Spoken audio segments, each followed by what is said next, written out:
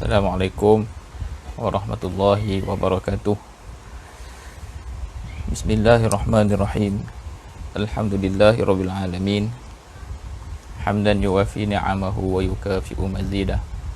Ya Rabbana lakal hamdu kama yanbaghi li jalali wajhika wa 'azimi sultanik. Allahumma salli ala sayyidina Muhammadin abdika wa nabiyyika wa rasulika an-nabiyil ummi wa ala alihi wa sahbihi wa barik wa sallim. Allahumma ighfir lana dhunubana wa liwalidina wa limasyayikhina wa li jami'il muslimina wal muslimat bi rahmatika ya arhamar rahimin. Allahumma faqihna fid din wa 'allimna at-ta'wil wahdina ila siratikal mustaqim. Allahumma faqihna wa faqih ahlana wa auladana fi dinika. Allahumma inna nas'aluka ilman nafi'a wa rizqan tayyiba wa amalan mutaqabbala wa la hawla wa la quwwata illa billah al-aliyyil azim al-azizil hakim. Wa ba'du, tuan-tuan puan muslimin muslimat yang dirahmati, moga-moga semuanya dirahmati oleh Allah Ta'ala. Alhamdulillah, insyaAllah kita sambung sedikit pembacaan kitab Safinatun Najah, kitab pengajian fiqh kita, insyaAllah dengan kadar masa yang ada pada hari ini seperti biasa. Dan insyaAllah dengan sempena berada dalam bulan Ramadan, kita pun insyaAllah tidak akan panjang sangat. Semoga kita adalah sedikit sebanyak juga pengajian yang berkaitan dengan menuntut ilmu, dan masa yang lain insyaAllah kita boleh lapangkan untuk kita guna untuk kita melebihkan kepada pembacaan Quran dan juga berzikir dan berdoa insyaAllah. Hari ini insyaAllah kita akan masuk pada bahagian yang Kitabut Taharah, kitab suci, kitab bersuci. Kitabut Taharah, ini kitab bersuci, cumanya kalau ikutkan dalam muka surat kita ni, di muka surat yang 8, muka surat yang 8, tuan pengarang kita memulakan dengan berbincang tentang tanda-tanda baligh dulu, tanda-tanda baligh, alamatul bulugh, alamatul bulugh. Qala al-musannifu rahimahullah wa nafa'ana bihi wa bi'ulumihi wa ulumi masyayikhina fid darain amin. Faslun, alamatul bulughi thalathatun. Tamamu 15 sanatan fi dzakari wal untha wal ihtilamu fi dzakari wal untha li 9 sinina wal haidu lil unsa li 9 sinina. Kita baca dulu terjemahannya. Fasal pada membincangkan mengenai tanda-tanda baligh. Fasal pada membincangkan mengenai tanda-tanda baligh. Okey. Faslun alamatul bulugh. Fasal alamat bagi baligh.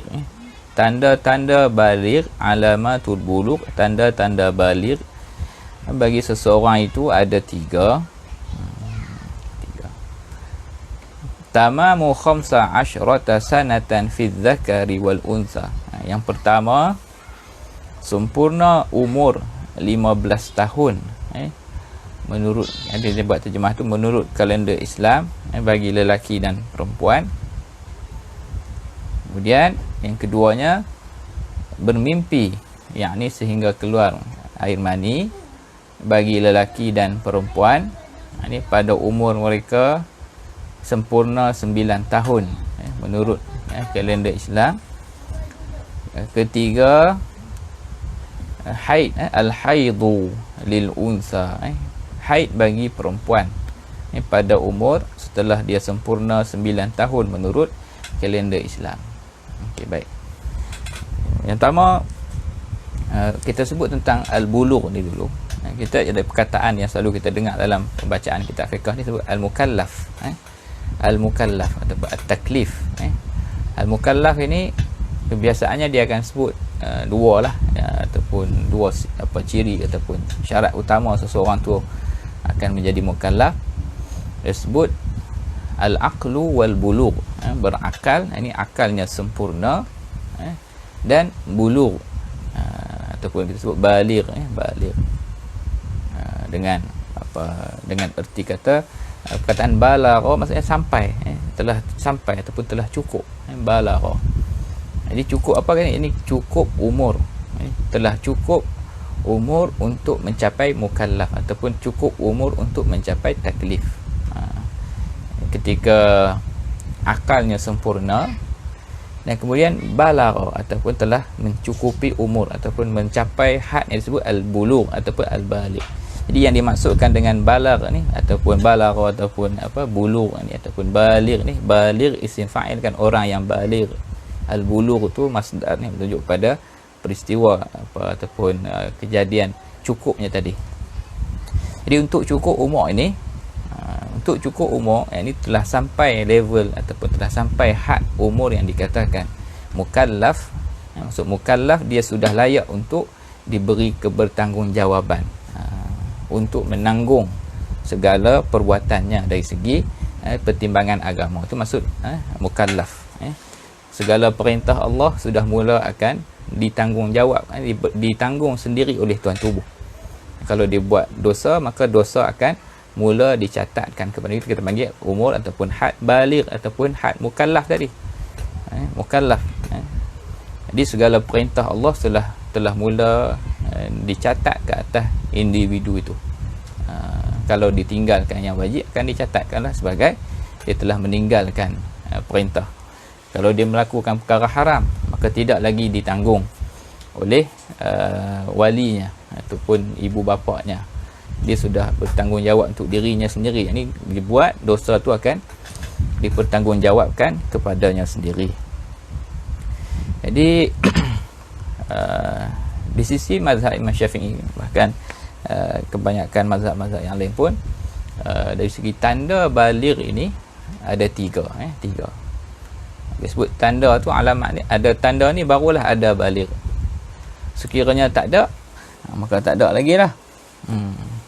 Ingat masa sekolah menengah dulu kan, tahun 1, tahun 2, biasanya ustaz masuk kelas mengajar, tak tanya soalan. Kita pun tak pernah belajar kitab secara tersusun ataupun kitab secara merujukan kitab-kitab yang muktabar ni lah kan. Jadi bila ustaz tanya apa tanda seseorang tu sudah baligh, sudah bertanggungjawab, akan menanggung dosa, perlu menanggung kewajipan yang diperintahkan oleh syarak. Yang ni jawab tumbuh misai, yang ni jawab ada yang kawan-kawan jawab ada bulu kaki lah, semua tu. Ataupun ada yang tu kata yang laki keluar nampak halkum, itu semua tu bukan, itu tak dikira lah. Okey, tanda yang dianggap sebagai tanda yang betul-betul ditimbang dari segi syarak ni ada 3 ni. Kita ingat 3 ni insya-Allah lah, terutamanya kepada ibu dan bapa lah, yang sangat penting perkara ini untuk ibu bapa, supaya dia boleh menyampaikan maklumat ni sedikit sebanyak kepada anak-anak dia dalam peringkat ataupun dengan kaedah kita akan sebutlah contoh yang ada dalam kalangan amalan para sebahagian ulama lah. Jadi tandanya ada 3 saja, 3. Salah satu daripada 3 wujud, maka telah capailah umur orang tu, sudah dianggap mukallaf, telah sampai mukallaf. Jadi kita dah sebut makna bulugh, yakni sampai seseorang tu kepada had mukallaf, telah menjadi mukallaf, telah bertanggungjawablah dia, taklif ke atas dirinya.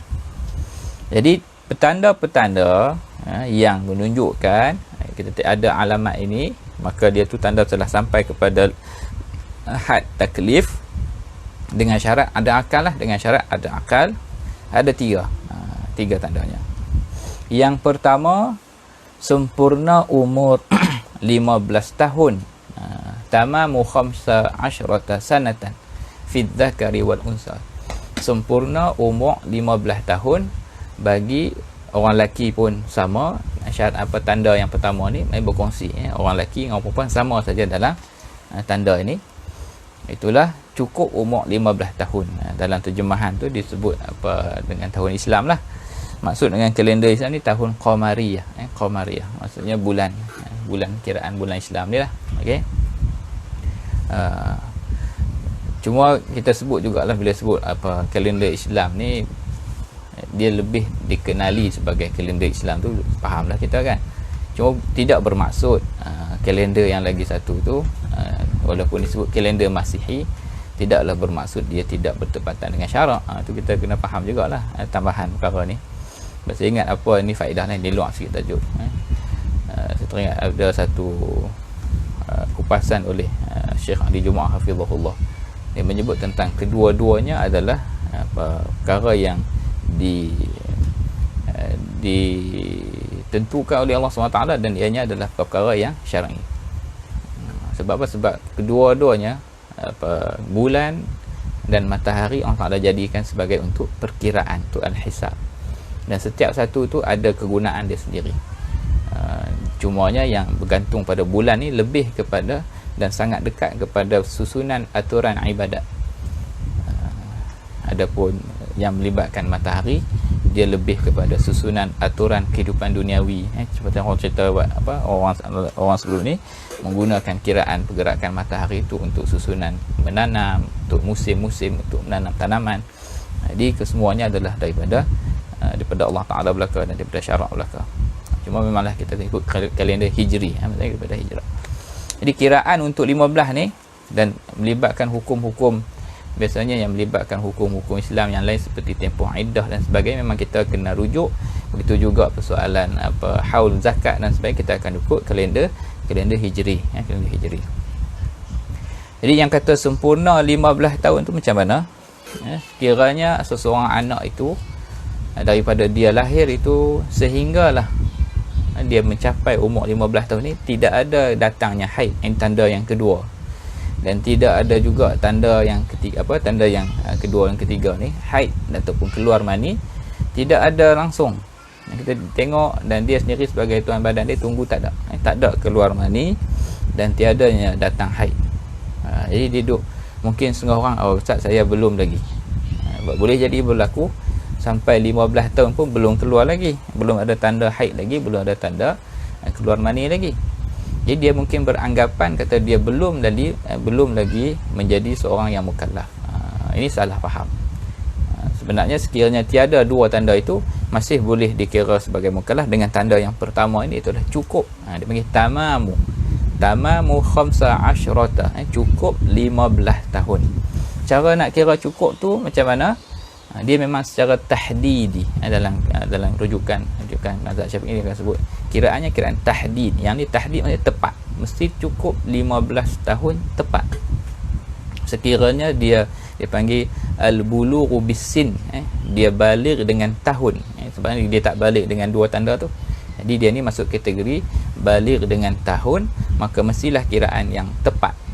Maksud tepat tu dikira start bermula, disebut oleh Sayyid Ahmad bin Umar Asy-Syatiri dalam syarah beliau, syarah Nailur Rajab disebut. Permulaan kiraan itu bermula daripada sempurna keluar tubuhnya daripada perut ibunya. Dia keluar tu sempurna, dia infisal, terpisahnya bayi itu daripada perut ibunya. Start daripada situ kita kira.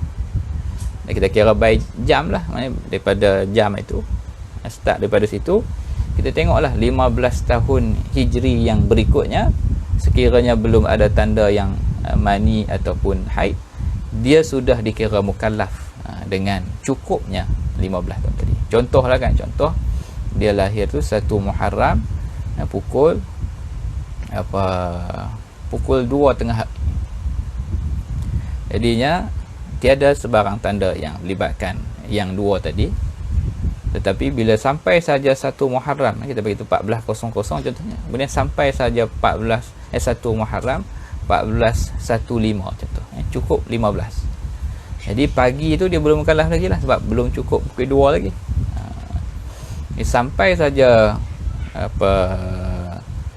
pukul 2, dia sudah bermula jadi orang yang mukallaf. Maksudnya solat zuhurnya itu sudah menjadi satu yang wajib ke atas dirinya. Kalau dia tinggal solat zuhur tadi, dia akan tinggal dalam keadaan dia sudah menanggung dosa, akan meninggalkan solat yang fardu ke atas dirinya tadi. Inilah yang dimaksudkan dengan al-bulugh bis-sin, cukup umur dengan tahun, cukup umur dengan tahun. Jadi kiraan dia tersebut dengan permulaan kiraan daripada terpisah daripada keluar daripada perut ibunya, sehinggalah cukup 15 tahun tahdidan, secara tepat. Okey, itu yang pertama. Baik. Tanda yang kedua, sekiranya kita dah sebut tadi, ni salah satu saja sudah memadai untuk menjadikan seseorang itu mukallaf, bukan kena ada tiga-tiga lah. Salah satu saja sudah mencukupi. Yang keduanya wal ihtilam fi dzakari wal unsa. Supaya nak sebut tadi, yang cukup tahun itu sama saja bagi lelaki dan perempuan. Maksudnya orang perempuan pun sama, kalau dia 15 tahun belum ada haid lagi tetapi dah cukup 15, start 15 tu dah jadi mukallaf. Orang lelaki pun sama, daripada sebelum 15 tahun itu tak pernah lagi berlaku keluar mani, maka dah cukup 15 tetap dikira mukallaf. Dia tak boleh buat alasan saya belum haid lagi. Tak ada. Baik. Yang kedua, al-ihtilam. Ihtilam ni daripada perkataan mimpi lah. Mimpi. Tapi dia bukanlah bermaksud mimpi itu. Ini kita nak tunjuk contoh. Ini kita contoh bagaimana ilmuwan Islam kita tunjuk contoh yang baik dalam apa dia panggil berbicara. Kebiasaannya perkara-perkara yang kita anggap ianya agak malu untuk kita sebut, dia panggil benda yang biasanya melibatkan kemaluan, melibatkan perkara-perkara yang biasanya perkara-perkara itu tidak dizahirkan pada orang, melibatkan soalan hubungan lelaki dan perempuan, semua tu dia ada kalimah yang sarih kita sebut benda itu. Tetapi kita lihat adab yang ditunjukkan oleh Islam, kita tak akan sebut perkataan itu secara sarih ketika percakapan biasa. Dan sekiranya kita menggunakan lafaz kiasan pada dia pun sudah boleh difahami, maka itulah yang terbaik. Sebab kita Islam ni Rasulullah SAW ajak supaya tidak bercakap, tidak menyebut perkara yang kita kata perkara yang aib, itulah perkara yang kita sebut perkara lucah dan sebagainya. Itulah adab kita orang Islam. Di para ulama kita pun dalam bab mengarang, sekiranya boleh memilih lafaz ataupun perkataan yang tidak secara langsung, kebiasaan kita akan pilih. Tetapi sekiranya perlu, lebih-lebih lagi dalam situasi ta'lim, situasi mengajar, perlu menyebut anggota-anggota tu secara soreh, perlulah sebut supaya sampai fahamnya. Jadi kita tengok keadaan lah. Tapi ihtilam ini asalnya perkataan dia pada mimpi. Tapi mimpi kat sini bermaksud isyarat ataupun kiasan kepada khurujul mani, keluarnya mani. Keluarnya mani. Baik. Jadi al-ihtilam fi dzakari wal unsa li tis'i sinina, bagi yang mencukupi 9 tahun. Ini kita tengok. Jadi perkataan ihtilam ini daripada perkataan mimpi, tetapi bermaksud mimpi yang khusus, yakni apa yang dilihat ataupun mimpi yang kebiasaannya datang kepada seseorang itu, mimpi yang melibatkan hubungan lelaki dan perempuan, lalu kesan daripada mimpi itu akan berlakulah keluarnya mani. Okey, ataupun tanpa mimpi tetapi keluar mani, sebab ada juga situasi dari segi badan seseorang itu, proses badan biasa, dia tidur, lepas tu maka berlakulah keluar mani tadi walaupun tanpa mimpi. Ataupun lagi satu, biasa orang tanya soalan yang orang buat perkara yang di sisi kebanyakan ulama kita mengatakan hukumnya haram orang yang mengeluarkan mani dengan tangannya sendiri. Adakah dikira juga? Ya, termasuk sekali. Termasuk sekali sekiranya budak itu dia melakukan perbuatan yang dicegah tadi lalu keluar mani, maka telah dikira telah sampai had umur balighnya tadi. Sebab apa? Sebab telah wujud tanda yang kedua, itulah tanda keluar mani. Jadi Tuan Syekh sebut keluar mani ini akan dikira keluar mani itu keluar yang valid. Maksud valid itu keluar yang menyebabkan seseorang itu akan dicatat sebagai mukallaf apabila dia telah berumur 9 tahun. Apabila dia telah berumur 9 tahun. Pun sama, 9 tahun itu 9 tahun Hijri. 9 tahun Hijri. 9 tahun Hijri maksudnya kalau kata berlaku keluar mani itu sebelum 9 tahun. Contohlah kalau berlaku lah, kalau perkara yang boleh berlaku ni, kebarangkalian tu banyak, walaupun mungkin dari segi kajian saintifik dan sebagainya badan itu belum boleh wujud perkara tersebut. Tetapi kalaulah berlaku keluar cecair dari kemaluan anak itu, dan sifatnya cukup sifat bila kita buat uji kaji, ataupun tak perlu sampai buat uji kaji lah, kita tengok sifat tu, dia panggil sifatnya memenuhi sifat air mani. Jadi umur baru 8 tahun qamariah, adakah anak ni dikira sebagai balik? Tidak. Sebab dia belum cukup limit 9. Kita letak 9 tahun hijri. Jadi sebarang keluar mani selepas 9 tahun hijri, maka kira balik lah. Jadi kalau keluar ketika umur 10 tahun, ataupun keluar ketika umur 11, ataupun 12 dan sebagainya, maka anak itu perlu tahu, ataupun orang itu sendiri dia perlu tahu bahawa dia telah menjadi seorang yang mukallaf. Pada tarikh tersebut, pada bermulanya detik keluar itu, maka dia dah perlu wajib mandi. Dia kena mandi, lepas tu dah dia wajiblah solat ke atasnya start daripada tarikh tersebut. Segala yang ditinggalkan ketika umur itu wajib diqada lah. Maksudnya sebab apa? Dia telah bermula tempoh mukallaf, dia telah bermula ataupun had taklifnya. Okey.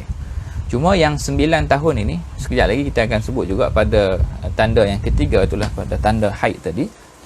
Dia bukan tahdid, dia bukan semestinya fix 15 tu tepat-tepat dengan jam. Dia sebut takribi. Takribi maksudnya anggaran. Bila kita sebut anggaran, kalau berlaku kurang beberapa hari sebelum daripada cukup 9, masih lagi dikira sudah cukup untuk menjadikan dia seorang yang mukallaf.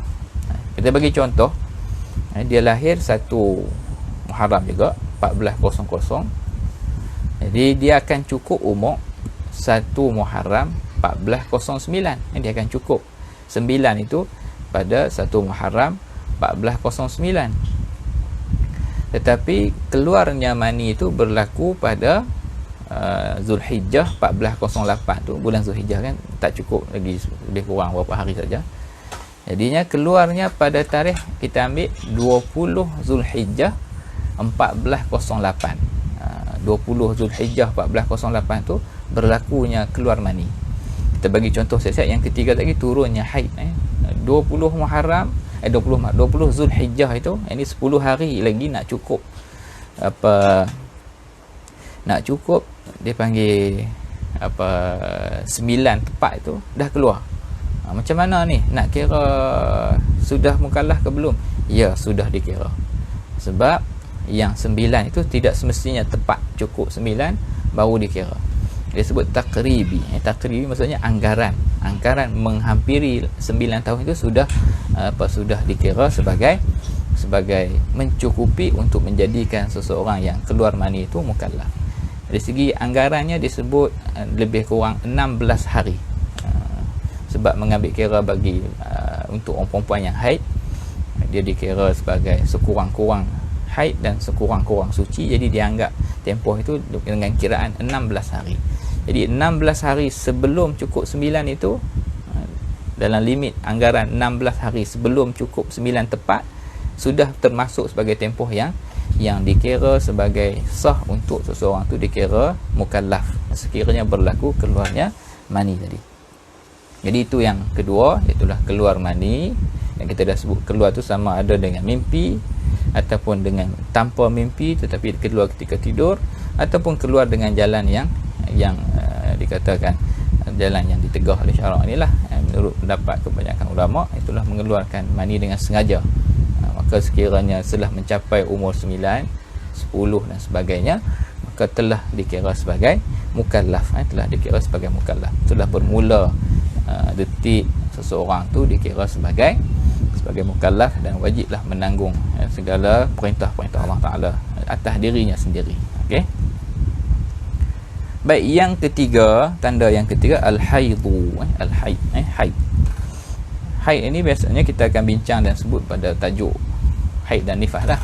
Tetapi Tuan Syekh sebut juga, Tuan Pengarang kita sebut sebab ini tanda bulugh, tanda baligh tadi, tanda mukallaf tadi, tanda baligh. Yang ketiga adalah al-haid. Al-haid seperti biasalah, darah, kitaran darah bulanan, ataupun kalau tak bulanan pun kita sebut kitaran lah, kitaran darah kebiasaan yang datang kepada wanita ini yang mana itu tanda proses normal bagi orang perempuan, dan keluar ketika dalam keadaan dia sihat lah. Maksud sihat tu, darah tu adalah darah yang normal, darah yang normal bagi orang perempuan, yang keluarnya daripada pangkal rahim tadi pada masa-masa yang khas. Sebab maksudnya masa khas ni sebab tak sama kan, ada orang yang keluar 6 hari, ada yang 7, 8, 9 sehingga maksimum 15 tu lah kalau kita rujuk pada bab haid dan nifas ya. Tapi kalau sekiranya keluar darah itu yang dinamakan darah haid ini tadi, maka seseorang wanita, seseorang kanak-kanak ataupun seorang anak perempuan itu sudah menjadi mukallaf, setelah menjadi mukallaf. Dan ianya juga disyaratkan mesti telah mencapai 9 tahun takriban, telah mencapai 9 tahun dengan kadar 9 tu bukan tepat tapi anggarannya berapa, kita kata reduce, kita boleh tolak kurang sikit 16 hari. Maksudnya 8 tahun 11 bulan dan 15 hari dah kena ambil kira dah. Maksudnya kena dah tahu dah ini dah masuk tempoh yang kalau turun haid pada tarikh itu dia sudah dikira mukallaf. Tak semestinya 9 tahun tu tepat 000 9 tak. Kalau 8 tahun 11 bulan 15 hari dan ke atas, ini nak cukup lagi 15 hari lagi nak pergi ke 30 tu, kita anggaran 16 hari sebelum tepat tu sudah dikira tempoh yang melayakkan keluarnya haid itu untuk diambil kira sebagai menjadikan seorang wanita itu mukallaf. Jadi kita bagi contoh sekadar nak bagi jelaskan lagi, kalaulah keluar darah pada seseorang kanak-kanak perempuan itu pada ketika umurnya baru 8 tahun 8 tahun tepat ataupun 8 tahun sebulan, 8 tahun 2 bulan, ianya tidak dikira sebagai haid. Itu satu, tak kira sebagai haid. Yang keduanya, tidak dikira sebagai menjadikan dia mukallaf, tak menjadikan dia baligh, tidak menjadikan dia baligh. Sebab apa? Sebab turunnya haid itu berlaku sebelum 9 tahun takriban, sebelum 9 tahun. Jadi dia akan dianggap sebagai damul fasad, yang dipanggil apa? Damul fasad, darah fasad, darah yang apa, darah sakit lah, darah sakit. Jadi dia bukannya darah haid. Jadi kita ulang sebut maklumat ilmu yang kita boleh, mungkinlah ustaz belajar ni kami pun dah balik berpuluh-puluh tahun dah, apa faedah tak? Faedah yang pertama kita ingat bila kita mengaji ilmu ni, faedah pertama al-ilmu, pertama ilmu. Sebab apa ilmu? Sebab kita boleh tahu perintah Allah. Sekurang-kurangnya yang kita akan dapat daripada pengajian hukum hakam ni, kita niatkan aku belajar sebab nak faham dan nak tahu hukum Allah. Itu yang pertama. Cukuplah bertambahnya pengetahuan terhadap hukum Allah dalam diri kita itu menjadi satu amal soleh dan kemuliaan bagi diri kita. Yang keduanya, faedahnya tentulah untuk kita sendiri sekiranya kita dulu pernah mengingat atau kita ingat dan kita yakin rupa-rupanya saya ni pernah ada tanda itu pada umur sekian-sekian, tapi saya start semayang umur sekian-sekian. Ini berguna juga untuk kita mengambil pendapat apa majoriti ulama kita mengatakan solat fardu ni wajib diqada dengan kadar kemampuan kita lah. Jadi berguna pada situ. Begitu juga pada yang wanita yang datang haid pada umur 10 tahun, 11 dan sebagainya. Dia ingat rupa-rupanya dulu permulaan datang haidnya adalah pada tempoh umur yang sekian-sekian, tetapi dia belum lagi melaksanakan perintah-perintah Allah, sedangkan dari segi hukum fiqahnya dia telah dikira sebagai mukallaf. Jadi ini bergunalah untuk kita, itu yang untuk diri kita. Adapun yang ketiga, faedah pengetahuan kita yang melibatkan tanda-tanda baligh ni tentulah yang khusus melibatkan pendidikan anak-anak kita. Jadi ini perlu diberitahu lebih awal. Sebagai seorang ibu dan bapa perlu mengambil berat perkara ni. Cuma kita tengoklah keadaan dan juga suasana untuk kita sebut perkara-perkara ni pada anak-anak kita tadi. Biasanya akan disebut oleh guru-guru di pusat pengajian agama, guru kafar dan sebagainya kan, sebagai membantu ibu bapa ni. Tetapi bagi ibu bapa itu sendiri, khususnya kalau yang anak perempuan, ibulah yang main peranan untuk sebut. Nanti dah sampai umur peringkat ini, orang perempuan akan datang darah ini. Apabila datang darah itu, bermulalah wajib semayang, wajib puasa, kena melaksanakan perintah-perintah Allah. Bagi anak lelaki pula, tentulah bapaknya sekiranya ada yang akan sebut. Bila anak tu dah mencapai umur 10 tahun dan umur yang kita kata 9 tu, kita dah kena pesan.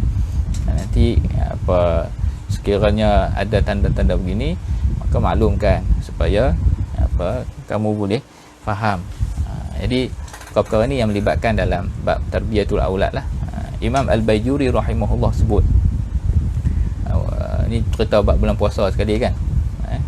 Imam Bajuri sebut ketika umur anak itu 7 tahun, Rasulullah sebut dalam hadis, Rasulullah sebut suruh muru auladakum bis-solah, yang perintahlah anak kamu untuk solat kepada ketika 7 tahun. Maksudnya telah diajar, telah diseru, telah diajak secara berperingkat-peringkat, secara kita didiklah supaya anak tu mula kenal.